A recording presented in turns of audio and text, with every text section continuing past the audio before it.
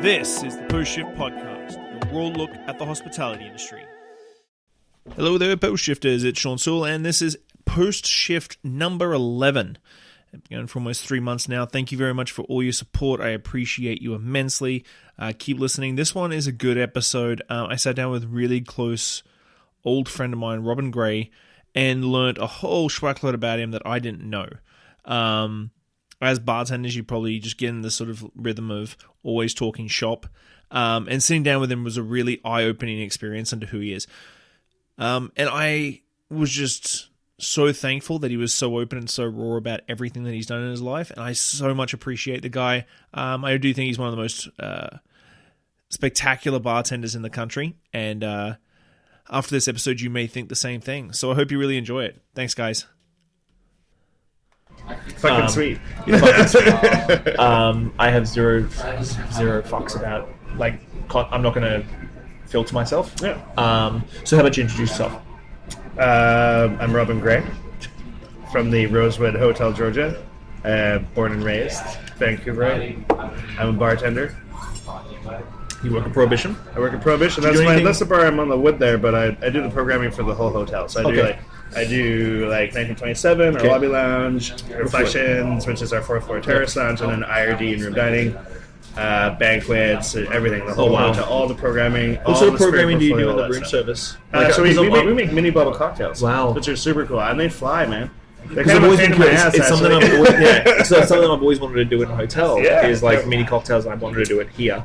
So we're sitting upstairs in the Vista 18 in the Chateau Victoria, my old stomping grounds for many, many years. Yeah.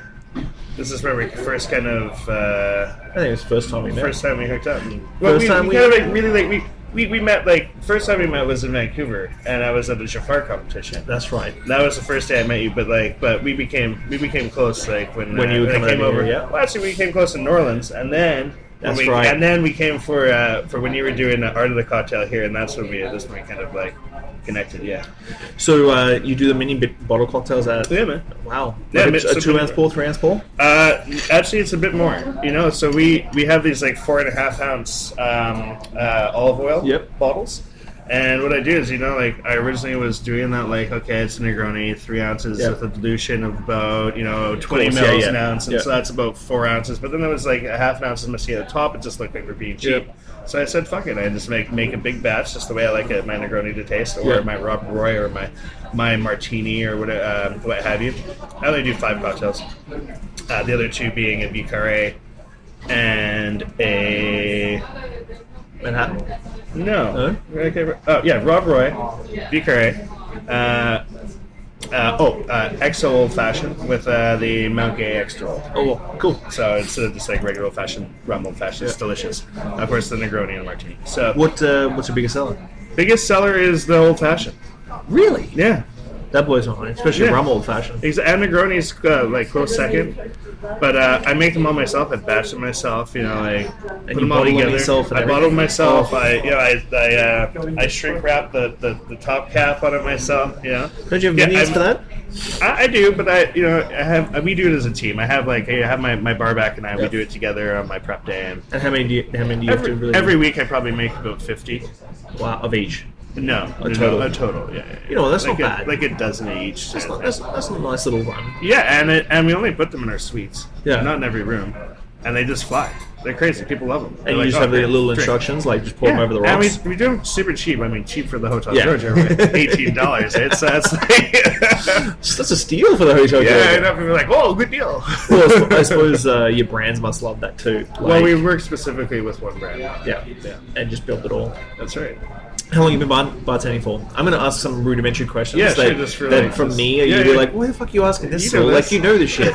But what I try and do with the podcast is, I think social media is such a fake environment this year, that everybody has this sort of I find social media to be too braggadocious. That's why I've been stepping back from it. I'm I don't want to brag about I'm fucking taking a picture of my flight over here and a picture of my fucking the penthouse I got upgraded to and fucking wanking myself off, shot with with shots in the Vista 18 doing podcasts, fuck that, man. I live a great life. I love my life. This is amazing. I'm doing dope shit. I think the memories are more important than 100%. Than showing to me showing off to other people, and I feel like kind of a dick. Like, I like to keep the photos and the memories for myself in your head, rather than fucking projecting them onto everybody else. And this is the thing, is like with this sort of fake environment, I try and be super authentic. Like I talk about mental health and all that sort of stuff, which I've been told by a number of bartenders not to sometimes. Yeah. But mental health, I mean, is a tricky one for me. Yeah, but I don't want to get into that, so that's cool. We might. You never know. We might have a second degree, and you'll be like. But like, I want the reason why the podcast. I think there's a lot of, like you said, braggadocious. Mm-hmm. So the podcast brings it back and is much more realistic in who the bartenders are and what they actually do. Yeah. So I think the problem is like you've got some great photos behind the bar at Prohibition and stuff like that, and everybody's like, "Oh my god, Robyn Gray is a fucking pimp." But it's like, okay, yeah, but I just worked 50 hours. And it's 8 in the morning when I'm taking this photo and I feel like a bag of assholes. Yeah, that's and true. There is a massisk cup of Starbucks sitting just underneath the bar between shots. It's like, oh my god, I need this coffee so bad. Yeah, man, there's nothing good is easy. You know, like anything that's really good, it's like a cocktail for me. Like, you know, like some of the cocktails I'm the most proud of are the hardest ones to create. You know, and they took the most amount of time and the most amount of effort, and I really had to push the maximum fucking effort to make them what they are. And I find like most things in life are the things where you put maximum effort in and you get maximum return. You know, I think that's why we get along so well. We know that regardless of the nice photo on social media or the write-ups, that it's a shit ton of work to get to that stage. And I've been talking to a lot of bartenders. They're like, I want to end up like you. I'm like, yeah, but you're 22 years old. They just want that Insta-famous fucking... like bullshit, like where they think that you're, you know. I try to ignore all that stuff, man. No, I don't like. So yeah, the podcast, I really want to get down to this nuts and bolts of like how long you've been bartending for. So I've been bartending for 21 years now. Wow. So which is crazy. So I started when I was 18. Now I haven't bartended straight 60 hours a week since I was 18 right now.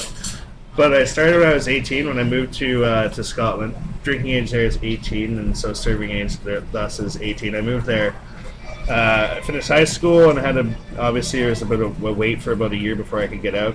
I crashed my car, which I saved all my money for. I worked in a grocery store when I was younger, so I saved up all my money and bought a car. Worked in a produce department. Coming back from vacation, I crashed it, wrote it off, I was so mad at myself. I was like, oh my god. But I got a really good amount of money for it.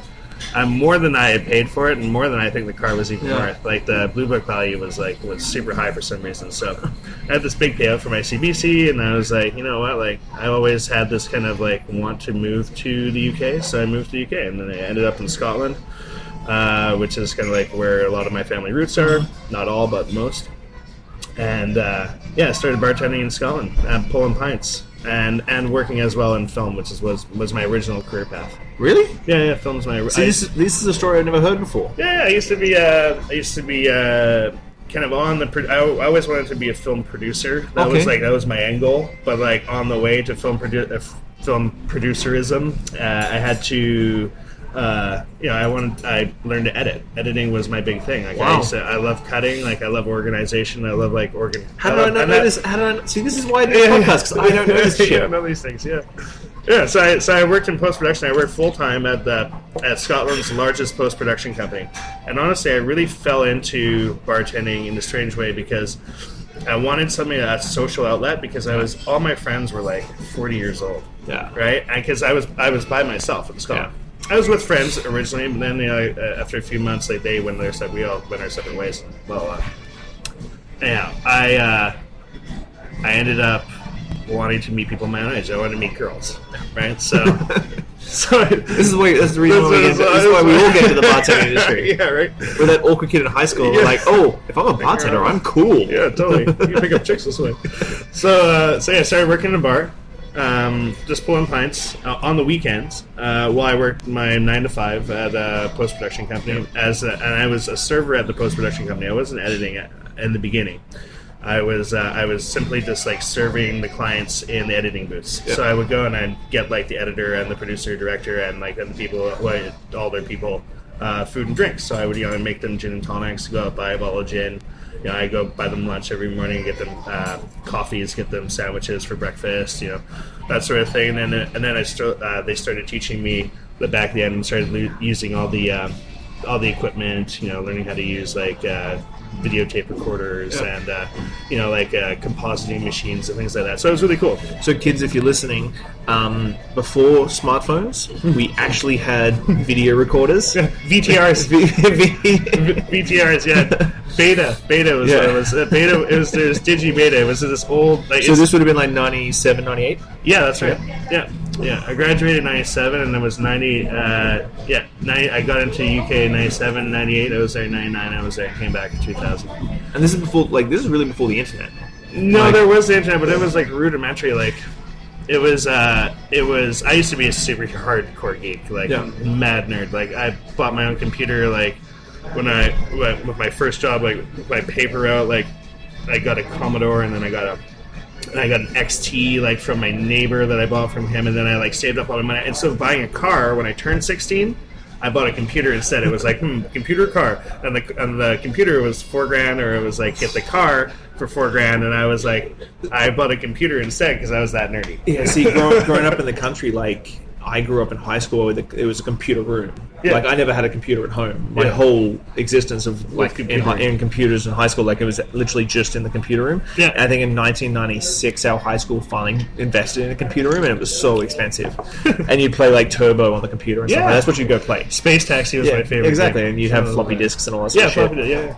So 1998, you started. How long were you in Scotland for? I was in Scotland for 2 years. So I was on a work permit, working holiday maker. Went over there, so landed in Edinburgh.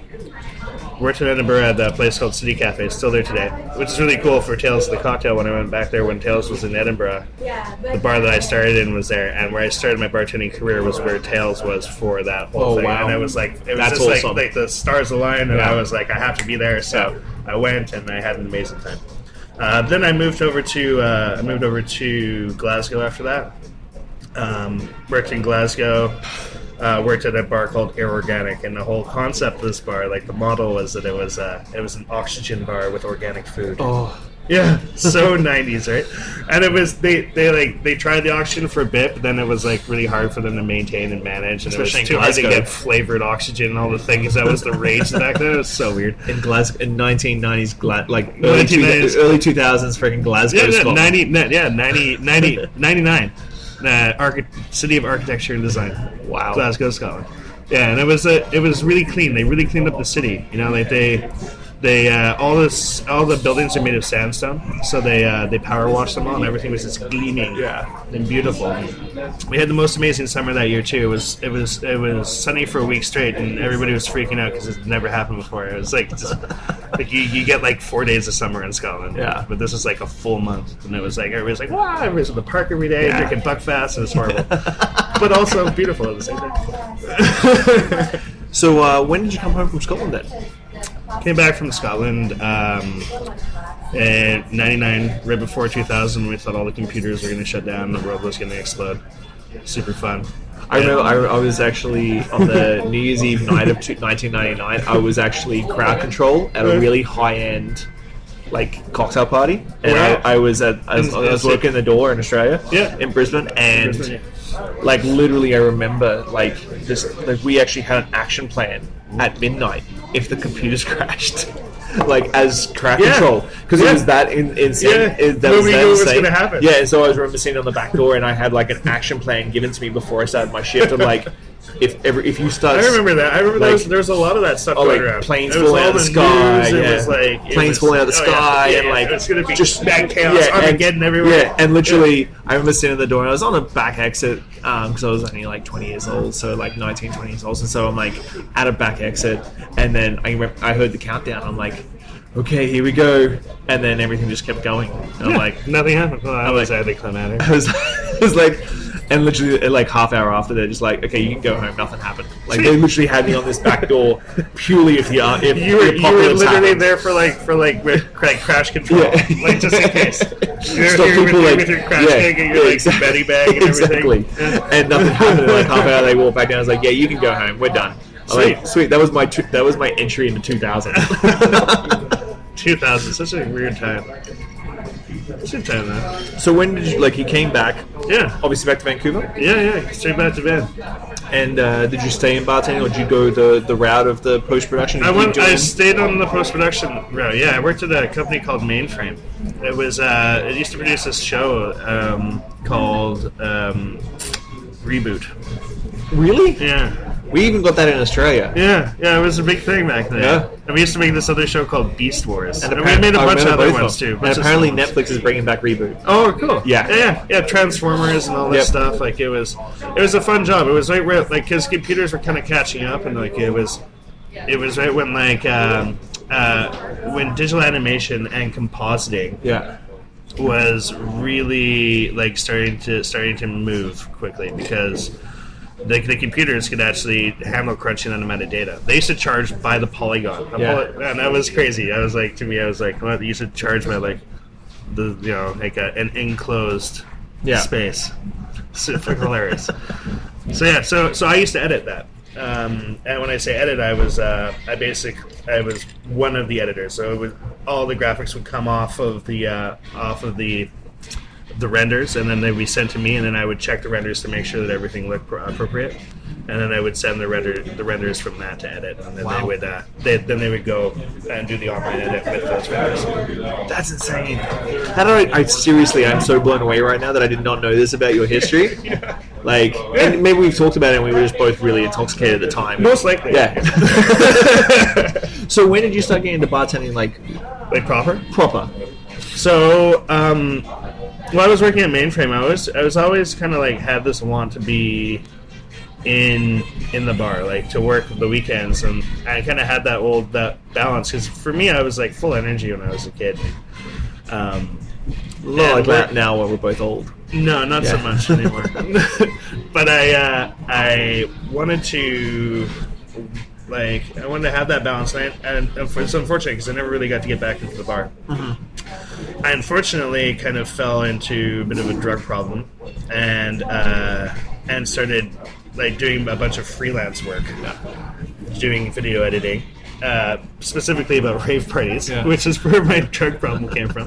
But yeah, like doing documentaries about raves and about DJs and about the rave culture, and I was really into it. Like I still am into it. I love electronic music, and I love that whole vibe, that whole kind of sentiment. It's beautiful. But then the lifestyle is not exactly conducive to it. Yeah, the lifestyle will burn you out real quick. So I basically burnt out, and I was like, I cleaned myself up, and when I cleaned myself up, like it was weird. It was that point where I decided that film and editing wasn't for me, because I kind of used drugs as a way to be productive when I was editing. Yeah. So I would I'd get high, and then I'd fucking bang it out, and I'd stay up all night. Yeah. And I'd just like crush it, and like I'd do like a week's worth of work in like 2 days. Wow. And not sleep. So yeah, that was horrible.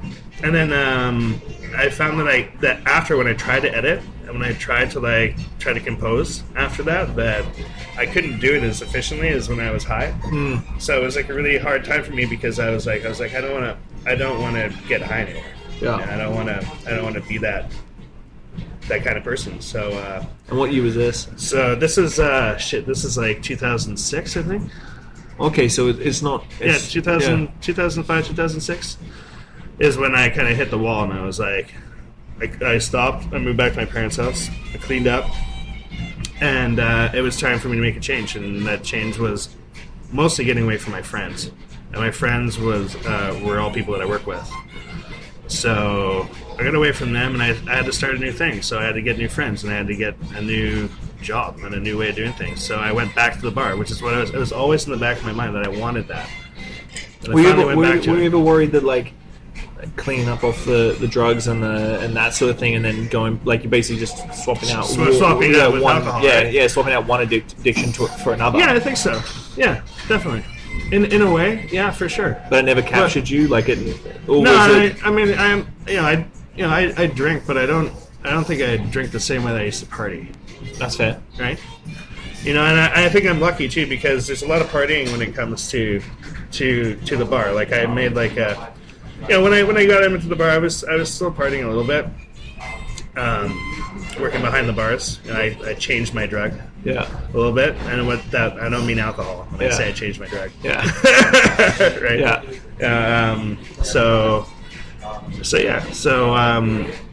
I just started back in the bars, and it was perfect for me. Like, I loved it. I used to always think about it like this. I used to always explain myself about like this. Was editing was very like insular. It was always like something that I did by myself. Yeah. Primarily, and I would just sit there and I would just get work done, and I wouldn't talk to someone. I would just be sitting there tapping away on a computer, and working on computer screens all day. And then bartending was the complete opposite of that, is where I was completely socialized, like a super social environment where I had to like use another part of my brain that I wasn't using, Yeah. It kind of changed the way that I did things, because I'm a huge nerd. So like being nerdy. And then being kind of a little bit like socially awkward and then going into like a very like socially demanding job was like a big change and a big challenge, which I really enjoyed. And I'm super nerdy. I'm just like a highly socialized nerd. I think most of us are. I think the really great bartenders out there. If you look back, like I don't have a lot of photos of me being in high school and stuff, so. I think we all are socially awkward when I think we're all socially awkward when we're in high school. That's just what high school is. Yeah. And I'm not sure if I've found like someone who's the cool kid in school that went on to be a really great bartender because he's always. Well, you know what? Jim Meehan said this really well, and I remember this quote because he is such a cool guy. And I remember he would say, it used to be all like the really good looking guys and the cool guys that were the bartenders. And the nerds were kind of on the peripheral, and now it's like it's flipped the other way. It's like the nerds are now in control. Like the nerds are now the cool guy bartenders, and like the good looking guys are kind of like, oh, whatever. So once you started getting back into bartending, and what sort of bars were you working at? Like what sort of like? So I started.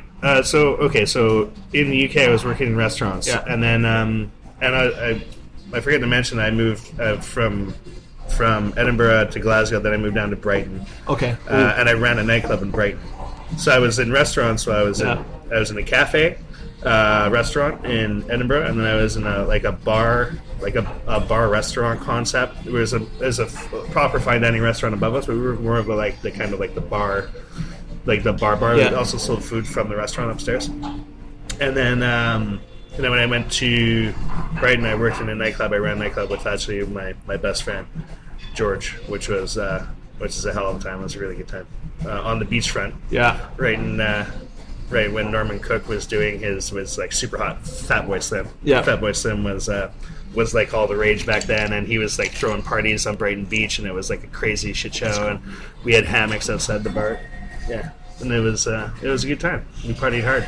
It was a nice time. So when you came back and got out of editing and stuff, did you get back in the restaurants and stuff too? No, I actually didn't go to the restaurants. I went back into nightclubs because that was kind of what I knew from the rave culture thing, and like that's where I felt comfortable, right? So that's why your mise en place is so good. That's why your mise en place is so good. You cut those lips. I think every bartender should do at least 2 years in a nightclub. I think it's important to like know where your mise is. So like I still work in a nightclub. Yeah.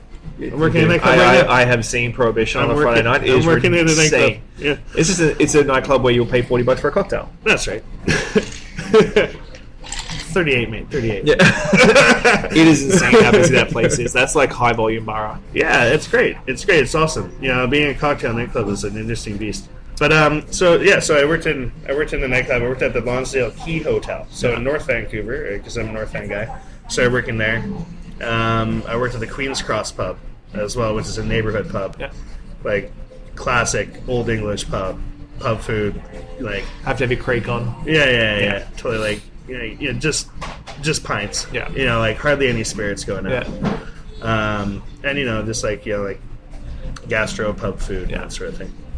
Then when I got into craft, this is the turning point. Yeah. Where I got into craft is I got offered a job to work at Grouse Mountain.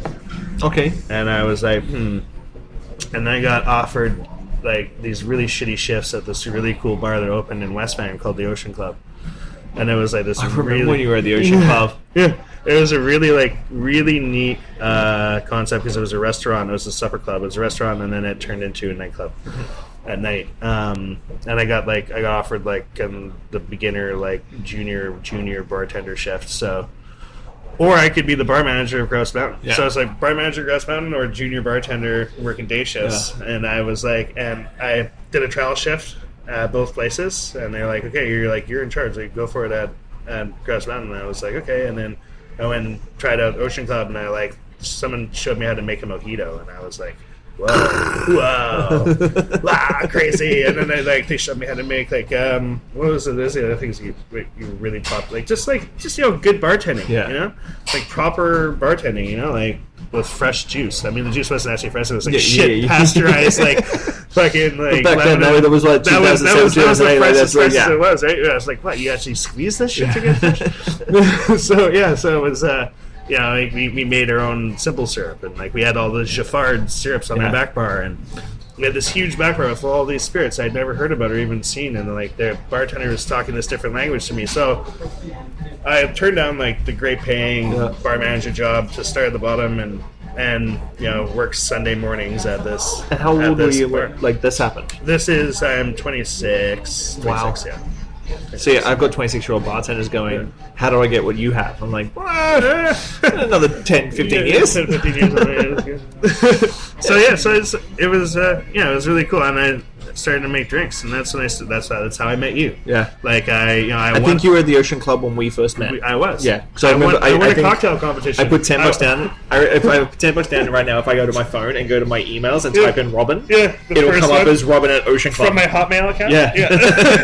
But I think you had an Ocean Club email. I did have an Ocean Club email. Yeah, and I think that would have been the first email, because I think that would be still on my phone to this day. Yeah, man. Yeah. Yeah, that's cool. And that's I actually what really threw me into the deep end of craft bartending was that I won a cocktail competition. It was a mail-in cocktail competition. Remember when those used to happen?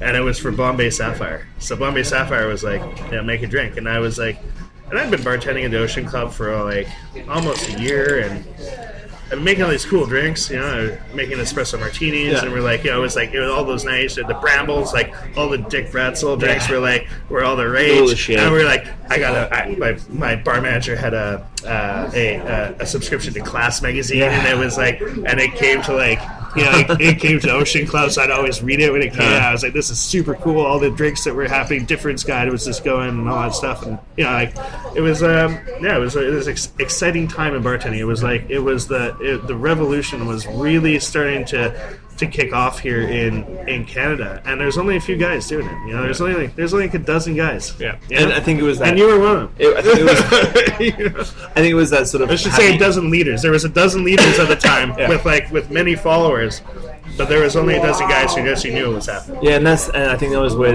internet sort of came into play a lot. Drink Boy and that sort of thing really came into play, and all those sort of things. It was this nice apex of all this information started really flowing freely. When the internet started really being something rather than just a bulletin board system where you could check your Hotmail. It just changed up, and I think around that time a lot of bartenders either struggled with sharing information. It was not about sharing back then. It was the internet was you have to remember that the internet, I think, changed our perception of sharing information, because before then it was about when you had information, you kept it to yourself because that was what gave you a leg up and made you more desirable to employers as a bartender, right? So my bar manager, for instance, at the Ocean Club, which I respect and I also despise at the same time. He wouldn't share anything. He wouldn't tell me how to make honey syrup, and I was you didn't tell me how to make simple syrup. He was a dick about things. I had to figure it all out for myself, which is kind of cool because it's better for myself because I learned it my own way. Right? There's still some bartenders out there that still hold this, and everything's transparent these days. Yeah.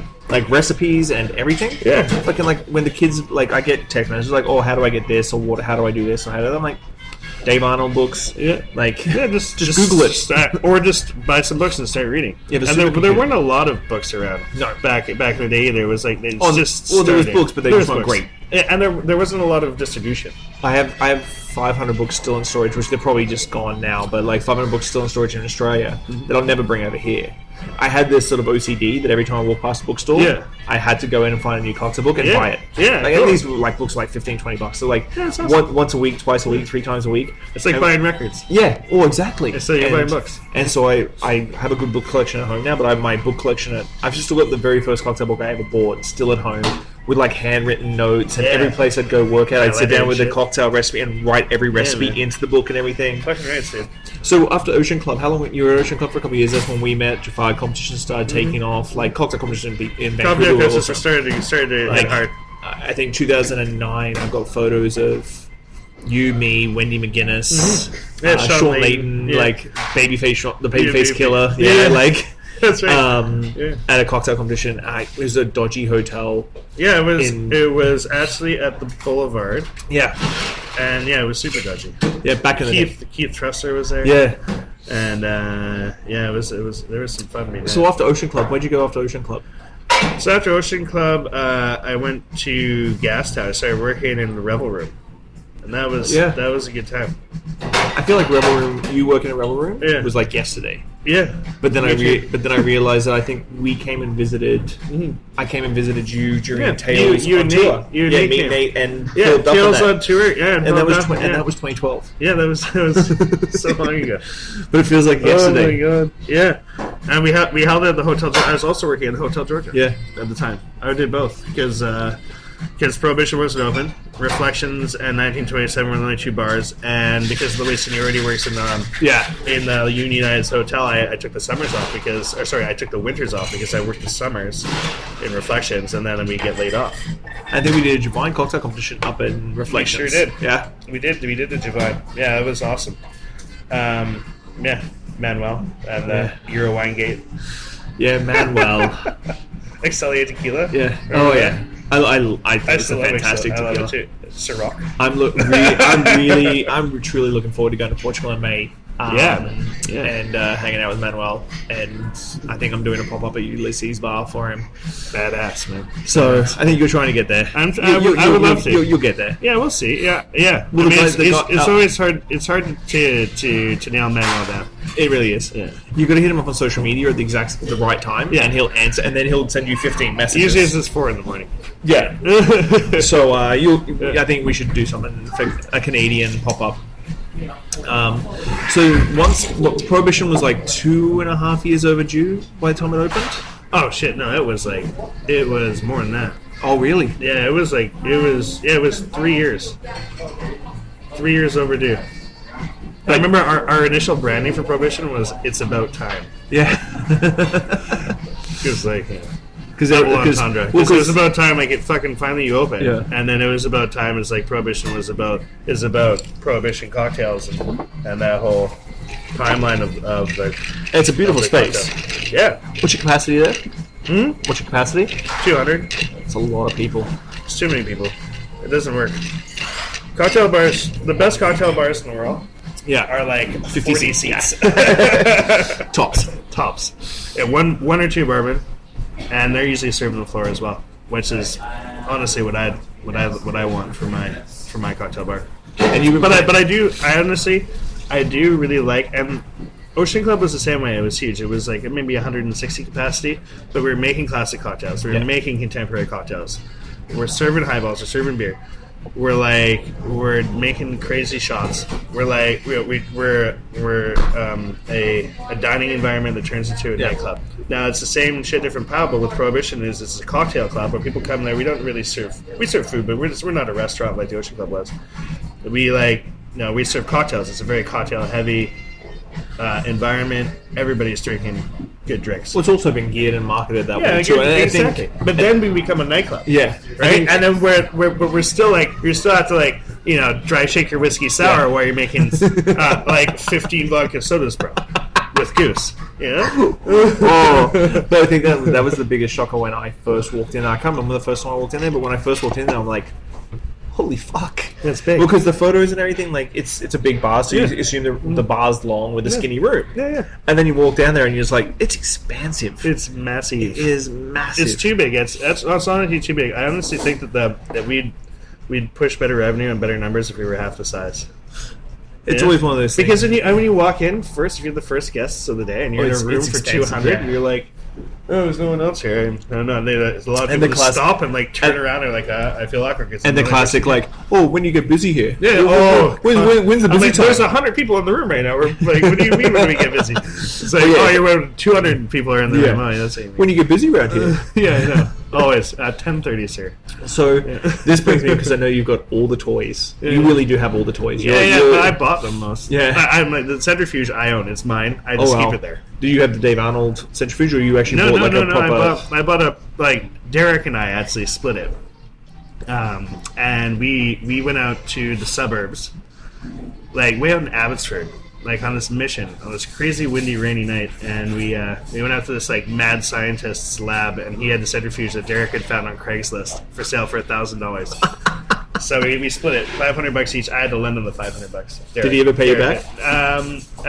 Yeah, he did. He did. Yeah. That's always one thing that Derek always paid everybody back. I tongue in cheek it, but like Brendo still owes me $10. Oh yeah. I read the last. You know what's crazy? Fucking Brendo sent me a boomerang, and sent it with a friend to come into Vancouver, and her name escapes me right now. I'm sorry if you're listening, but she dropped it off at the bar after he had passed away, and it was like a present from Brendo, and she really she made a point of like bringing it over, taking it to me, and said to have a drink after Brendo had passed. It was right when I found out he had passed. I was like, holy fuck! And he put it in a Feast Brothers bitter bottle. He just poured it in there after he just poured it down, put his cocktail in there, and screwed it back on, and wrote like I ate to Robyn, and I still have it. It sits on my mantelpiece. So. Oh, that's nice. Yeah. But yeah, like I think the last whiskey fest we did together, it was Brendo being Brendo. Oh, I always fucking love Brendo. He walks out of the room, and he's got a little bit of vomit on his tie. Yeah. He's like, Soole, that overproof burn, which thought that the overproof burn in the last room was a bad choice. Like, I can see that. Have you got $10-15 so I can catch a cab home? Like, you can Brendo, just get home safe, bud. Yeah. I think that was like the last time we hung out. I think both of us have lost people that probably shouldn't have been taken from us so fucking soon. But it's true, it's sad, but like in a weird way, like I don't know if maybe it's just the way that I like deal with it.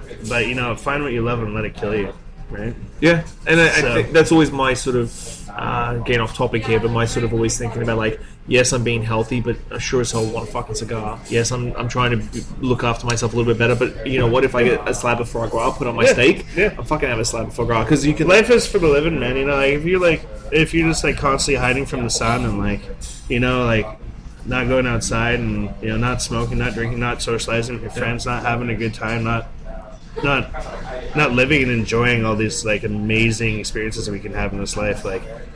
I don't know if you're better off like just being like healthy and being vegan and like plaster on sunscreen and wearing huge hats everywhere and never like getting hit by a bus the next day. Yeah, or like cancer takes you down. Yeah, because cancer doesn't care if you smoke, so you can be fucking vegan and get cancer. You know, fuck. So I think the most famous cocktail that you're known for, and I know that in the second book you've gone through this. Is it your bane of your existence? No, it's not. It's not. No, it's not at all. I feel you're being facetious. No. People try to make it. Well, like for instance, Philippe Grandbois, he's always like, "Oh, the fucking no," and which is funny because you got to take the piss out of your friends to get them real, right? But yeah, it's definitely not the bane of my existence. I think it's like it's really great. I actually was studying for this gin seminar I'm doing tomorrow on Difference Guide, and I was just looking up some things on Old Tom Gin, and I saw it on Difference Guide, and I was like, oh, fuck, I remember that. That was crazy. Third most read article on Difference Guide in the year. So what we're actually talking about is you have to look it up on the Difference Guide. Is the Inception Negroni? Yeah. Which is a Negroni inside a Negroni outside a Negroni. Yeah, it's a cocktail within the cocktail. Yeah. So walk us through the Inception. Okay, so the Inception was originally like. So I was obviously inspired by Charles Joly and with his work at the Aviary, and he made that old fashioned inside the ice, inside the ice sphere, and I was like, fuck, that's some cool fucking shit. I want to do that. And I was like, okay, well, let's think about doing a Negroni. Actually, you know what? Credit is due to one of my bartenders, Patrick. He's like, what if you did a Negroni? And I was like, cool. So I made I froze the ice sphere and I figured it out through trial and error, and I put a Negroni inside, and I was like, cool, okay. And then I put another Negroni on the outside, because I was like, oh, it's Negroni. I was like, let's pour another Negroni. I put another red Negroni inside the Acer, and then a red Negroni on the outside. And I was like, well, that's cool. And then I was like, oh, well, fuck that. I should put a white Negroni on the outside. And I was like, oh. And that was it. So that was it. I remember seeing that video because again, it was like when YouTube was coming out. I think it was 2012. I did the Bitted Sling up at Refinery when Robyn was still, when Lauren was still there.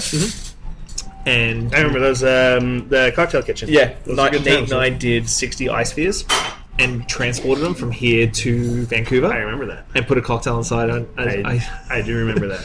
And we brought a keg over because I carbonated a sake cocktail in a keg and then just poured it like a keg party, like a boss. Yeah. And I remember watching that video. You know what? I feel like I'm sorry. No, continue. No. And I remember like literally filling up water balloons. Yeah. And then taking them up to the freezer here on the second floor and hanging them.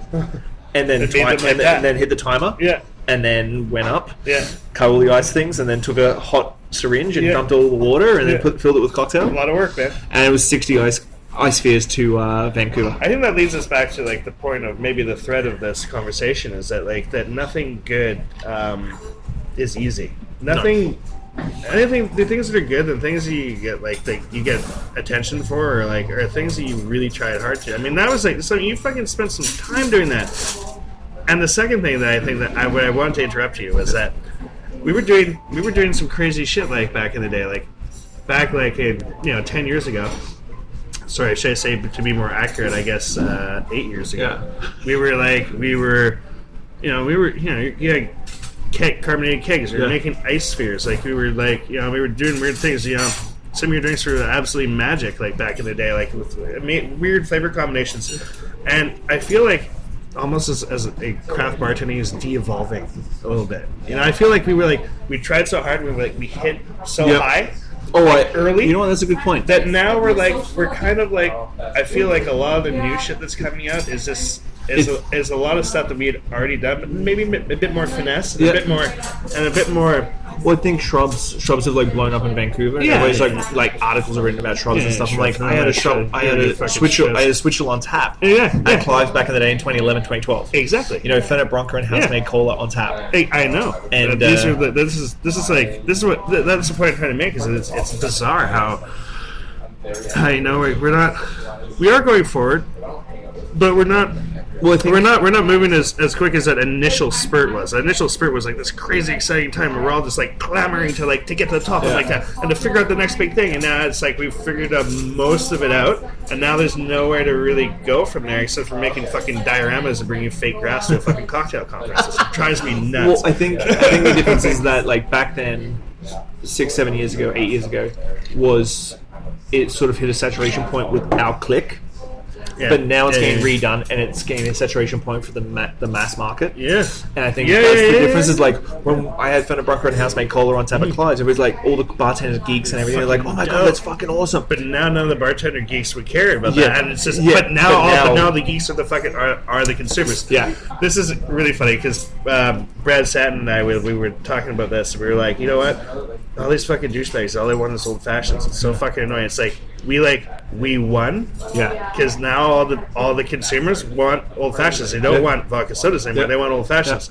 But we also lost because now we have to make old fashions all the time. And FTW, I remember one night in particular, because of the way we did FTW with all the bartenders serving, and every table would get touched multiple times by different bartenders. I remember one night was like I literally walked in the bar. I was like, "Hey guys, guess what I got coming in?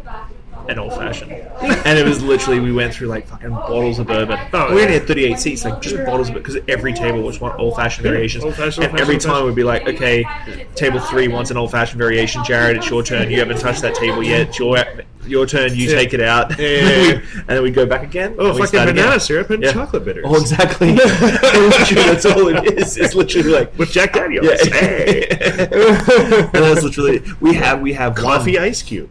We have one, but we need to figure out what the next evolution. Because I feel like with how everything spreads so quickly, I think a lot of cities miss steps, and then places that try to take that back. Like back in the day, you'd start off with like a basic cocktail bar, and then you'd go to like a rum bar, and a tiki would take hold, and then you'd have a whiskey bar open up, and then it would go these steps. And like New York and London have had these steps over a progression of like 15 years. Yeah. But with the internet and media and everything like that, these small cities, and Victoria's included, have sped through and gone from like the high-end cocktail bars where it's a little bit more fuddy-duddy. Mm-hmm.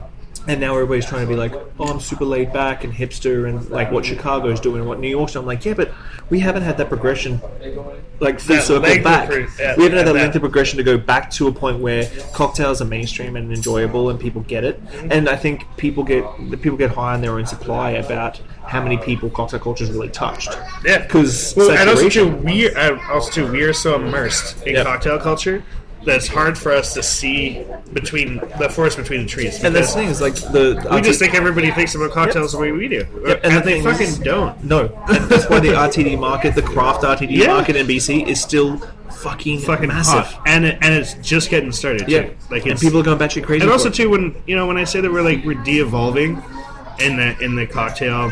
Like in the world of cocktail, I mean that in like we had this crazy spurt, and now we're kind of like flatlining, but we're still at the top of that flat line. And I think also like end of day, like big picture, like big look at things. Like this is not going to slow down or stop anytime soon. And it's like, and it's just like it's not getting started. It's just kind of like it's just getting into second gear now. Yeah, like we're starting to move. Like we're really like now we can put our foot down, and then the shifts into 3, 4, 5, and 6, and then the inevitability of it all coming crashing down. Which I'm sure we'll let you know on this podcast in 20 years from now. Yeah, when it all comes crashing down, and we go back to Blue Curacao. That progression of the spring back from like the high-end cocktail bars, the spring back to being more casual. Mm-hmm. We haven't had that full progression in a lot of cities. Mm. Like, there's not I would say that your bar is probably the closest thing to a bar chef Toronto mantra in the way of like. Precise cocktails utilizing like... You're saying that because I smoked in Manhattan. No, but it's sort of that application of scientific ways. Yeah, and I think that's where that's... And more showy stuff. Yeah, and I think that's where the spring back comes, and I think that there's not enough... Like, you guys got tiki bars, obviously, but and whiskey bars and stuff like that, but molecular mixology bars, which are poo-pooed now in, like, big cities, I still think is a progression that small cities need to adapt. And I think we could still go to, like, the molecular mixology side. And I think people sort of... I've got a lot of young bartenders who go, I want to open a casual cocktail joint. I'm like, I get it, but you're applying a casual cocktail joint to a city that hasn't had... the old-fashioned spurt, or they're still in the mojito martini list sort of section, and you're trying to take them through 10 to 15 years worth of progression. I still have at least like a large percentage of local clientele coming into my bar and asking for my martini list. Yeah. And there's nothing wrong with that. I mean but that's also a good temperature to be able to realize 100%. Where cocktail culture is. Because people aren't asking for cocktails. What kind of martinis do you have? Yeah. And cocktail culture, I have an appletini, ma'am. Exactly. I have a peachy teeny. Yeah. I got cucumber teenies on special. And that's the thing is, like, I look at cocktail, like, solid cocktail culture saturation, like what we have in Victoria, is probably 10% of the market, which really, in the grand scheme of things, is maybe 10 to 12,000 people. Yeah, and in the grand scheme of things, because we're so immersed, that 10% is actually probably only 5%. Yeah. Well, exactly. Because we think it's much bigger than it is, because those are the people that we interact with. Exactly. We don't interact with the entire gamut of this of beverage. Yep. Like, it's we're talking about beverage, we're not talking about cocktails. Yeah, go to any nightclub and fucking watch how many people drink Hayals. Yeah, I love Hayals. We're not drinking Hayal on this visit. Well, you won't be. So for young bartenders coming through the ranks, like I'm a little like I've done 2 podcasts today, so I'm a little mentally exhausted from like. Yeah, no worries, man. And your story is like I'm really happy that you went really raw, because I look at you and I see you as a mentor and an idol in my realm. Like I look up to you quite excessively myself. Well, that's crazy for you to say. Thanks. And knowing your story now makes me like sort of love you even more than I already do. Mainly because I feel like I've gone through certain things in my life that have done the same thing. Whether it be like I don't tell my story, and I'm thinking about maybe doing a podcast of like like started working full time when I was 13. Yeah. Got kicked out of home when I was 17. Yeah. Like I came to Canada with like $3,000 in my bank account. Fuck, am I the only one who knows this story? But there's things that goes back to the fake environment, social media. Yeah, like man. I've had multiple bartenders go, "Oh, you've got it so easy. You've been so lucky." I'm like, Have I? Because I worked my fucking ass off to get here. Exactly, and I'm still working my ass off. Yeah. To fucking and I don't even think I'm there. I'm still working my ass off to get there. And I agree. I don't think I'm even there. Like, And when I you- don't perceive myself as being there. I don't perceive myself as being at the top. Like I'm like literally trying to still like find different ways to not to get to the top, but to be like really like happy with what I'm doing with my work and my life and what I choose to contribute to society. Yep. And that is getting people drunk. And I think No, it's not. I think I love the saying, like it's not the hard work that gets you to the top; it's staying there. And like I always think, like I'm gonna be at the top when I write my second book, or when I do this, or when I do that. No. And then I realize, oh no, crap! I'm still. That's the one thing that it's one of my own like the things that I always used to tell myself too is like that I love this industry. Like I love this industry because no matter how hard I try, and no matter how hard I study, how long I spend like trying to discover and look at different ways of doing things in relative to food and beverage in the hospitality industry. No matter how hard I try, I will never become a master of it because there's so much to know, from coffee to wine to beer to cocktails to design to plumbing to freezers to ice to to glassware to like understanding the social behavior of people, how to talk to people, like the psychology of people, like what is the best way of doing things. Like I'm never going to crack it ever. It's like you don't master it. I mean, the only reason why we're considered really good in our profession is because we have a lot of flight hours.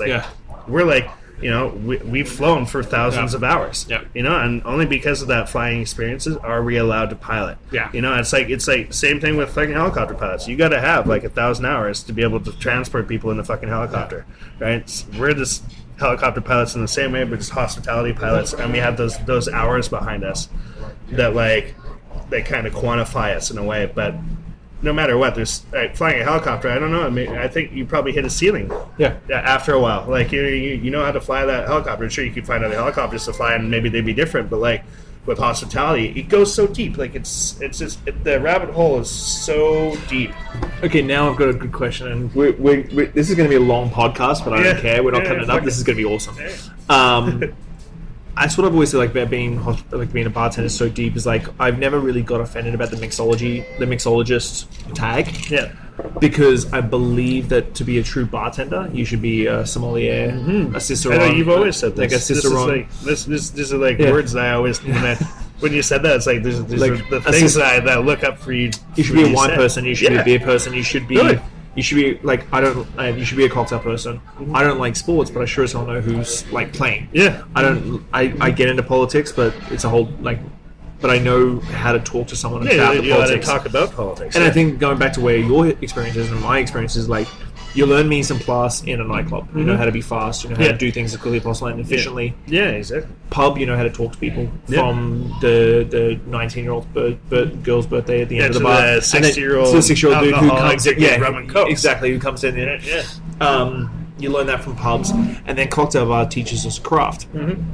But I've never been offended by the mixologist tag, and I've met lots of bartenders who have, but I'm like, well, are you a cicerone? Can I sit down and have a good conversation with beer with you? Are you a wine person? Can I have a great conversation about wine with you? And do you know everything in between, like spirit-wise and that sort of stuff? And I think there's the bartending definition. I always class myself as a bartender over everything else that can be tagged to me, purely because I think that I'm well-rounded in absolutely every single section of what a true bartender is. I think like maybe, I don't know if this is going to make too much sense, but if it's almost like saying like, can someone come in to me and talk about any of these certain things? It's like, when I think about that, I think about it as, can I come in and talk to myself about any of these certain things? It's all about personal ceiling. Like, it's all about your personal knowledge. Like you're only fighting against yourself. You're only fighting against your best time. Stop thinking about the others in the rankings of which you perceive yourself in, and just think about your not to say think about yourself because that's fucking shit, but to use yourself as like to push against yourself and thinking what's your best. It's not having those blinders on, looking at everybody else, what everybody else is doing, but just doing what you want to do. Yeah, and I honestly, that's a good way. I think Clive's was as successful as Clive's was because I didn't care what other people thought. And then after Little Jumbo, the PTSD I've talked about, the mental issues that I've had from Little like sort of changed it. And like late last year, I changed the way I perceived myself and really not caring. Like going back to the point of like not caring. Like people say a ton of shit about me, and at the end of the day, they don't know who I am. People who are close to me, like Solomon, you, a few close people who have like hung out and been around me as normal, like have opinions about me. If you haven't actually hung out with me and gone drinking with me ever, you probably don't know me. And that's the way I sort of look at it. Is like, I want to make my wife happy. I want to hang out with my good friends. I don't give a fuck what your opinion about me or what I do is. Not a fuck. And I'm sure there's people. I'm sure there's people people out there. talk shit about me all day, every day, man. I don't give a fuck. And I'm sure the podcast people are like, well, why? But I'm fucking doing it. I'm going to school full time. I work full time. Well, 2-3 jobs full time.